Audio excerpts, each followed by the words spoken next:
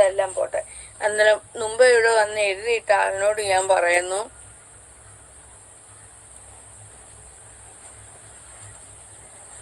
എടാ നീ വന്ന് എത്ര പെഗടിച്ചെന്ന് ചോദിച്ചു.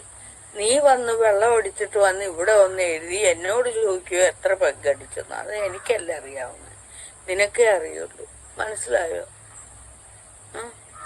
നീ ആ എഴുതിയിട്ടത് നീ ഒന്നും കൂടെ എടുത്ത് നന്നായിട്ടെടുത്ത് വായിക്കും. എത്ര പെഗടിച്ചു, എത്ര പെഗടിച്ചത്, നീ എനിക്ക് എത്ര പെഗ് കൊണ്ടുവന്ന് ആദ്യം അത് മനസ്സിലാക്കണം. ഒരു കാര്യം ചോദിക്കുന്നുണ്ടേ, നീ രാവിലെ എനിക്ക് എത്ര പെഗ് ഒഴിച്ചു തന്നു, അത് വേണം മനസ്സിലാക്കണ്ടേ. നീ ഇവിടെ വന്നോ? ഇല്ല. എവിടെയോ ഇരുന്ന് നീ അവിടെ വന്ന് എഴുതി വെക്കുമ്പോ നീ കഴിച്ചിട്ട് കാര്യം, നീ മദ്യം കഴിച്ചിട്ട് കാര്യം, കിറിയിരുന്ന അടിച്ചിട്ട് ഇവിടെ എഴുതുന്ന കാര്യം നീ പോലും അറിയുന്നില്ല. മനസ്സിലായോ? ചിരിക്കുന്ന ആൾക്കാരൊക്കെ വട്ടകം വന്ന് എഴുതി വെക്കില്ലേ.